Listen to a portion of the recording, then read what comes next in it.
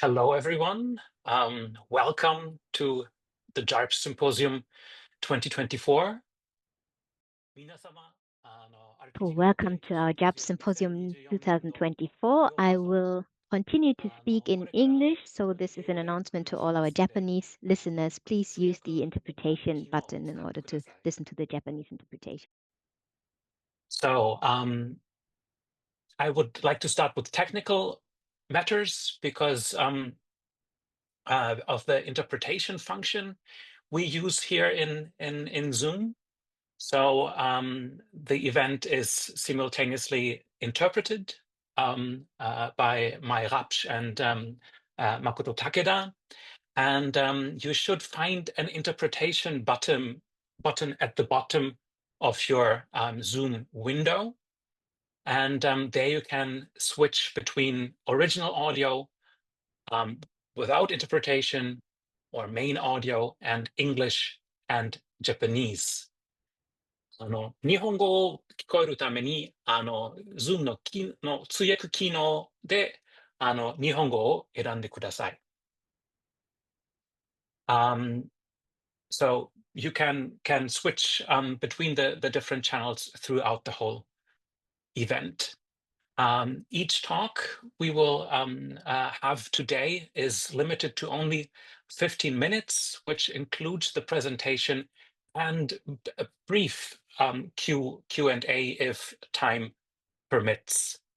So if you see there is still enough time when the presenter is done with their talk, please raise your hand. You should find the raise hand function again at the bottom of the Zoom window. However, as we have so many great presentations today, the time is quite limited, and we suggest that you have an eye also on the Discord server, where you can continue with the discussion and where you're free to post questions already during the presentation for the authors to answer your questions or react to your comments later. This means the chat here in Zoom is disabled, so all text messaging should be done via Discord. And a brief note, the Discord discussion is not translated, not interpreted, so feel free to post in your own language, and we ask everyone else to then use automated translation to see what others have written. If you have not joined Discord yet, you should find the Discord link also on the Eventbrite or Peertix page. And to get access to the event channels, you need to briefly verify your profile by clicking on the check mark on the community rules landing page. And so many of you have joined already, but briefly on Discord, you will find a general JARPS 2024 Symposium channel, which you can use for a general discussion about this topic or post relevant links and so on. We have a social channel for social interaction, social getting together, and we have individual talk channels per presentation. Please review briefly the guidelines for the whole event, for the discussion on Discord, namely that we ask you all to be respectful, and even if you disagree with someone's opinion, to stay calm and open-minded. This is a bilingual event. The Zoom talks are interpreted, but as I just mentioned, the discussion on Discord is not. So please use the language you are most familiar with which you can express yourself the best, and in essence, ask other participants to then use, for example, translation software to understand your posting. If you have the impression that somehow communication, the translation didn't work out well, please do not hesitate to contact me and I'll try to mediate. So here are the guidelines again in Japanese. And the main channel is also where you can post questions or comments about the editorial, about the introduction. My co-editor, Michael Freudenthal, and I will soon give you. And as you can see here, each channel has the topic of the talk and also the presenters' names listed. So with that being said, let us enter into the topic of this year's JARPS special issue, which is exploring access and accessibility in analog role-playing games. We don't want to take so much time away from the presenters, so just a bit briefly, why this topic this year? And so this year, this issue was edited, was managed by Michael Freudenthal from Paris Nord and Game and Lab and myself. And in my case, why did I want to do an issue about access and accessibility? Accessibility in gaming is in part related to my previous research on neurodiversity and the research of my colleague and co-editor of the journal, Kato Kohei, who has worked with neurodivergent children in his research. And also my own experience with dealing with a chronic disease during play. But one kick-off experience was a group discussion at the 2022 Knutpunkt in Linköping, which was about disabilities seen and unseen. And that quite resonated with me, gave me a lot of insights, especially about questions about unseen, how to say, challenges for participating in LARPs and other role-playing games. So this is what got me into wanting to make or editing an issue about this in JARPS. Yes, as I said, I have a partner in crime here, and I want to give them also briefly the word. Thank you, Ole. Thank you for giving me the opportunity to co-edit with you this year. It's a privilege to have worked with you and also with all of our reviewers and our authors. My work as a researcher right now is a PhD that I do at Björn Olekam said at Sorbonne Paris Nord University at the Experis Lab, who has a specialty in play, games, and toys for many, many years. And I have worked on role-playing before, on published on LARP and on escape games. But right now, my doctoral research is mostly about board games. So this is kind of a side research for me as well to continue working on TRPG and LARP.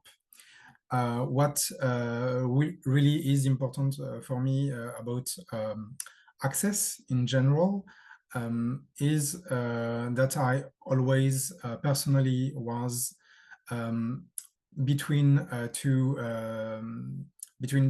communities, between two identities in many ways. So I guess it was determined by my sociocultural and gender background.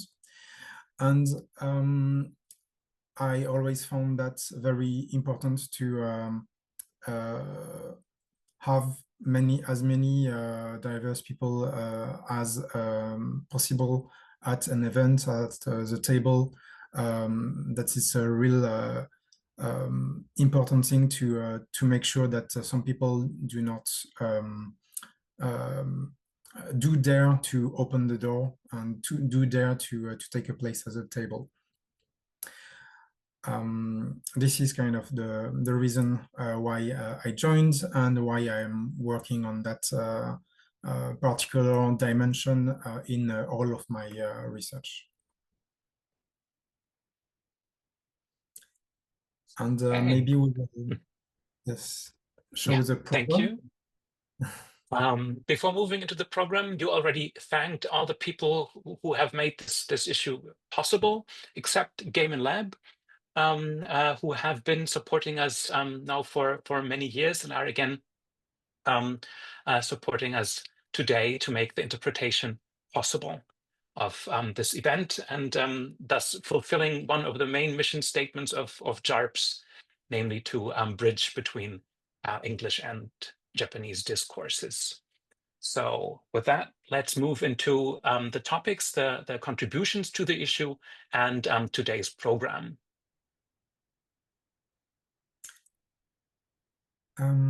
Yes, so in a few minutes, Peter Kleins of University of Fukui will start the symposium with a presentation of his research on how the tabletop role-playing game Sign, a game about being understood, could increase the educators, the assistant language teachers' empathy towards deaf individuals.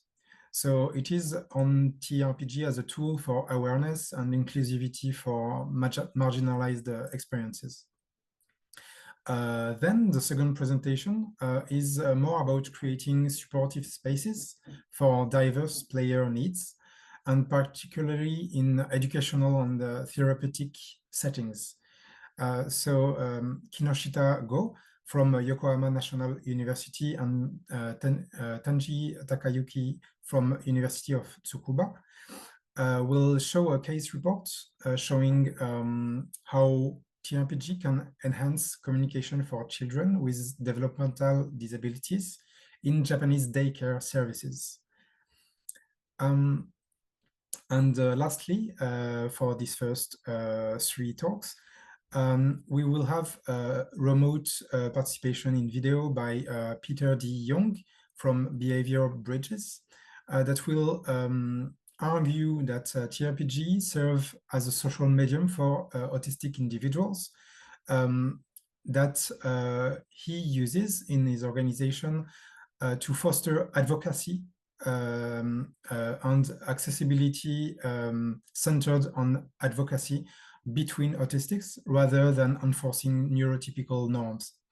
And it will speak to the view on inclusive design beyond physical disability and advocating for spaces where autistic individuals can recognize and support each other. Then we will do a small break. Okay. Yeah, and after the break, we have Björn Butzen's talk about inclusion in LARP between challenge and experiencing limits, which was originally published in Liminal Encounters, Evolving Discourse in Nordic and Nordic-inspired LARP. So the companion book to the Solmukohta event this year, early this year.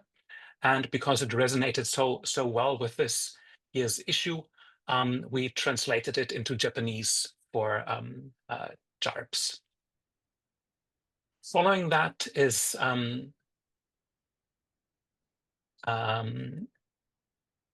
Beatrix Livesey-Stevens, who offers a research article on reimagining calibration frameworks through CRIP theory, in which she uses CRIP theory arising from CRIP studies and critical disability studies to highlight the role of calibration tools in ensuring accessibility.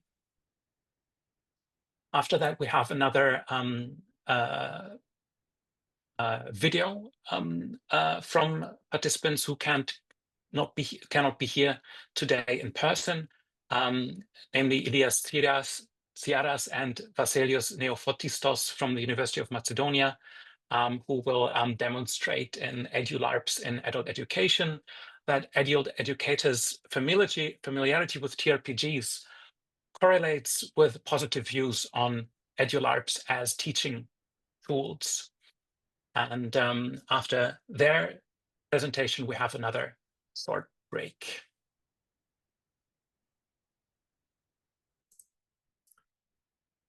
And after the break, we will have Marianne Kulinen from Lesley University and Great Brook School that will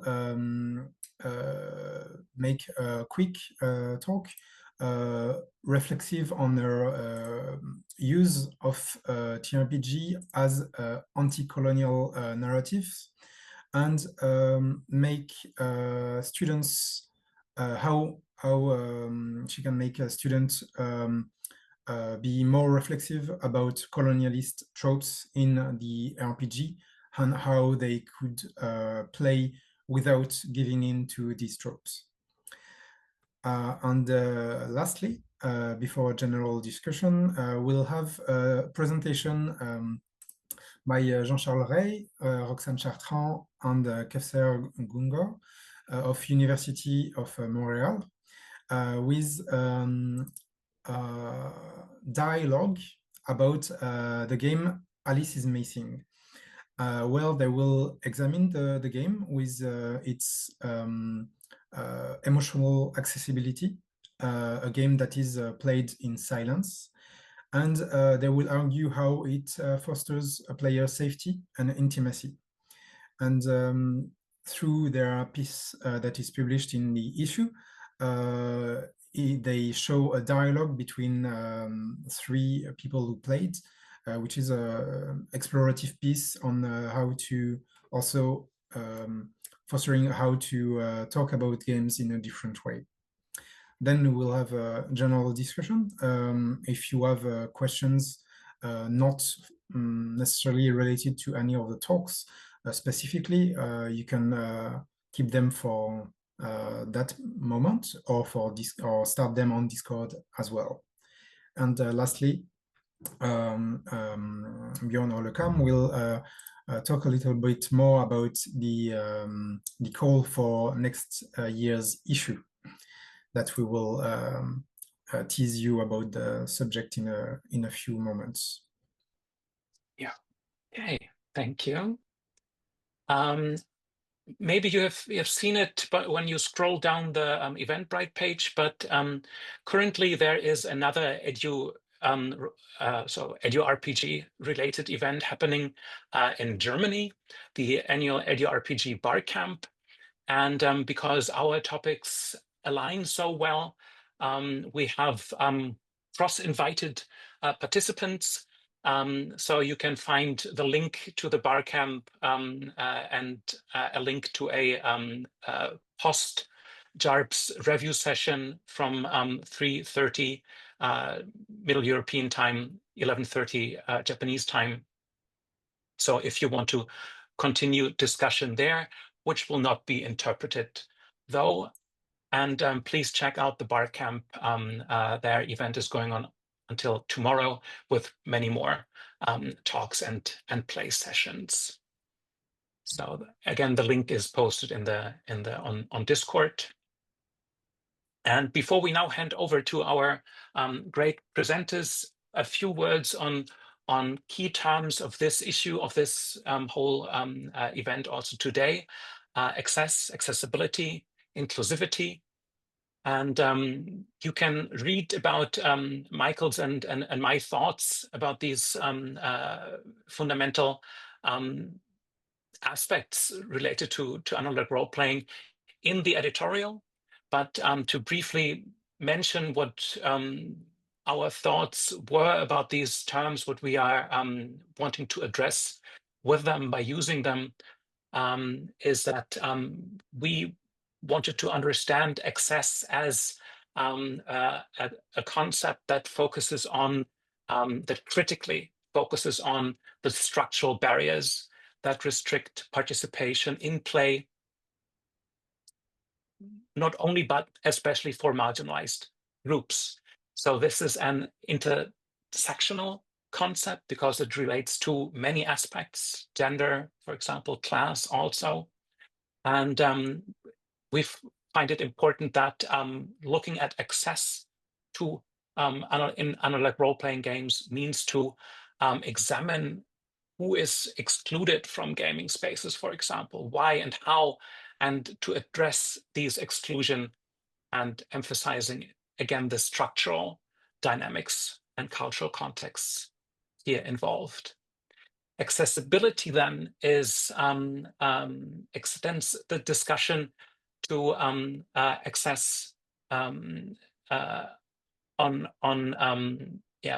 physical, sensory, and cognitive dimensions.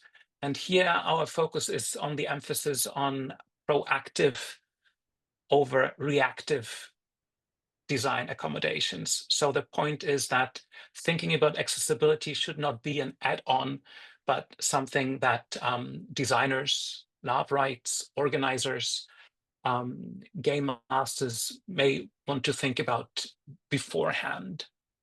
And this all leads to considerations about inclusivity. And by inclusivity, we really mean the not solely inclusion. That would be a one punctual thing, linguistically speaking, but inclusivity as a process, never ending and constantly adapting to specific situations and individuals. So in that case, it is a little bit different from access and accessibility, and it's important to differentiate these terms. Also, we wish to, and we speak about it in the editorial as well. We really wish to see this symposium and the issue that is presented today as a starting point. It is not meant to give answers. It's meant to ask questions and to talk about some subjects. There is no perfect solution for accessibility or inclusivity. There is right now only thinking about it and making efforts in multiple directions in order to make it possible maybe later to find better solutions, at least in our point of view. And we really welcome that some academia organizations are already working on the subject for many years. We can, without citing everyone, we can salute the work that Analog Game Studies has done, especially on generation analog. And we saw two call for papers that went out recently that we will share, that we shared on, that Other just shared on JARPS 2024 Symposium on Discord, which is a call for chapter for a book about disability game studies. You still have 1 week left to offer a 300 word abstract, so it's feasible. And Stephen Dashiell shared this conference on BIPOC game studies that will happen in 2025. And yeah, we are not involved in any of these things, but we really wish them the best. Okay, thank you. So this is the start. And with that, and without further ado, I would like to hand over to Peter Kleins as our first speaker. If you wonder why the order of speakers is different from the order of articles in the journal, it is because we try to match people's time zones to when they are hopefully most awake to present.